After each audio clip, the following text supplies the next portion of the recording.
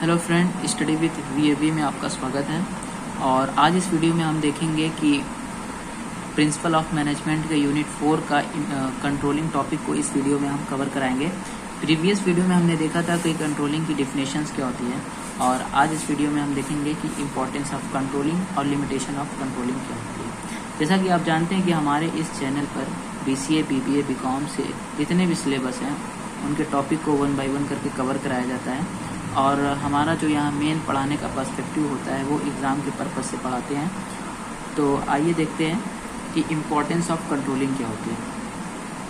First जो यहाँ पर इम्पोर्टेंस है कंट्रोलिंग की वो है एकम्प्लिशिंग ऑर्गेनाइजेशन गोल, यानी जो भी ऑर्गेनाइजेशन का गोल होता है उसको कंट्रोलिंग की मदद से हम अचीव करते हैं। यानी ऑर्गेनाइजेशन का एक गोल होता है, एक एम होता है, उसको एकम्प्लिश करते हैं हम कंट्रोलिंग के ज़रिए। सेकेंड जो यहाँ पर इम्पोर्टेंस है कंट्रोलिंग की वो है जजिंग एक्यूरेसी ऑफ स्टैंडर्ड, यानी कि हर एक ऑर्गेनाइजेशन में, हर एक कंपनी में एक स्टैंडर्ड सेट होता है, यानी कि एक टारगेट सेट होता है जो प्री प्लान परफॉर्मेंस होती है और एक्चुअल परफॉर्मेंस होती है। उसमें अगर कोई उसकी एक्यूरेसी को जज करता है कंट्रोलिंग। थर्ड जो इम्पोर्टेंस है कंट्रोलिंग की वो है making efficient use of resources.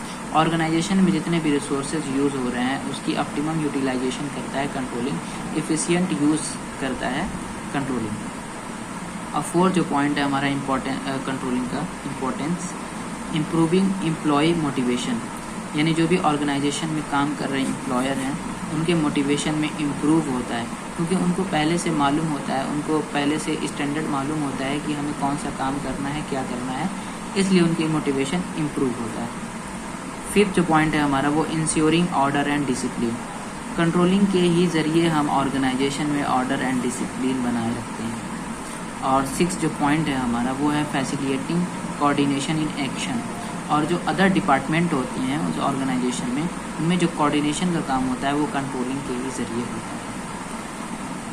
तो नेक्स्ट जो हमारा टॉपिक है वो है लिमिटेशन ऑफ कंट्रोलिंग।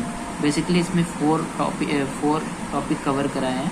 फर्स्ट जो है टॉपिक वो है difficulty in setting quantitative standard, यानी कि जो भी हम ऑर्गेनाइजेशन में स्टैंडर्ड सेट करते हैं, जो भी उसका प्री प्लान परफॉर्मेंस होता है उसको हम सेट करते हैं, वो काफ़ी डिफ़िकल्ट होता है ऑर्गेनाइजेशन में। यानी जैसे कि एग्जांपल के तौर पे हम कह सकते हैं कि हमें 90 गाड़ियों की मैन्युफैक्चरिंग सेट की टारगेट सेट करनी है, तो कैसे करनी है ये बड़ी डिफ़िकल्ट होती है ऑर्गेनाइजेशन में।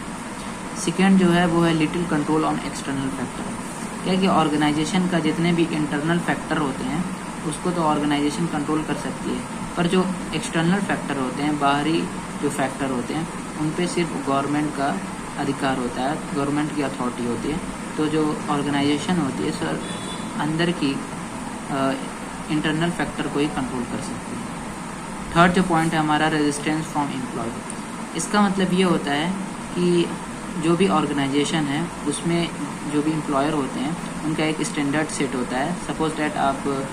सपोज डैट कोई कारपेंटर है तो उसको एक दिन में 2 चेयर बनानी होती है, तो कभी कभी वो 1 चेयर बनाता है, कभी कभी वो 2 चेयर, कभी कभी वो 1.5 चेयर बनाता है।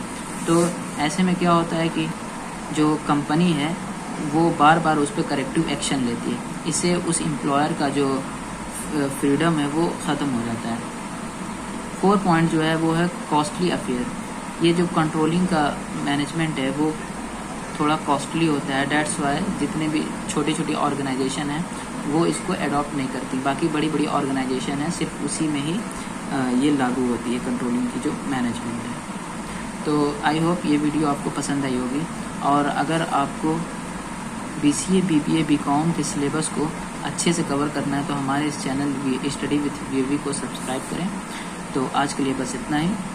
Have a nice day.